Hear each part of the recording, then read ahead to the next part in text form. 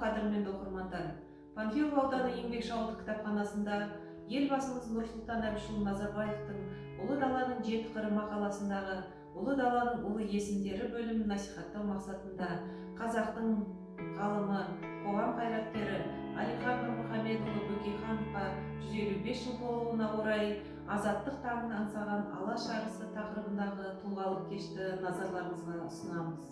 Әлихан Нұрмұхамедұлы Бөкейханов 19 ғасырдың соңы мен 20 ғасырдың басында қазақ зиялыларының көшбасшысы, көрнекті қоғам және мемлекет қайраткерлері қатарындағы аса ерекше тұлға. Ұлт азаттық және алаш қозғалысының жетекшісі, Алашорда автономиялы үкіметінің төрағасы, публицист, ғалым, аудармашы.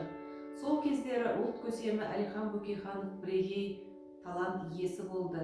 Білікті саясаткер, білімді әдебиеттанушы, кәсіби геолог және тұңғыш энциклопедист. Бұл оның азаматтығының көп қырлығын айқындайтын қасиеттер. Осы қасиеттердің арқасында Әлихан Нұрмұхамедұлы қазақ зиялыларының басын бір арнаға қосып, мемлекеттіліктің қалыптасу үшін аянбай тер төкті.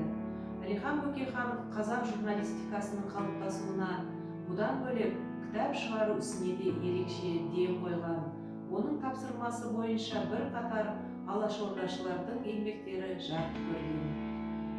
Әлихан Нұрмұхамедұлы Бөкейхановтың мұрасы әр салаға арналған мыңдаған очерктер мен мақалалардан тұрады. Олар Ресей мен қазақ елінің барлық басылымдарында жарық көрді.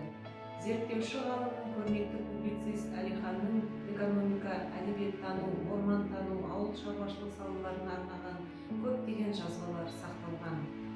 Ұлттық мемлекет құру жолында жазықсыз құрбан болған алаш көсемі Әлихан Бөкейхановтың атқарған ісі, кейінгі ұрпаққа қалдырған аманат мұрасы тәуелсіз қазақ еліне қайта оралды.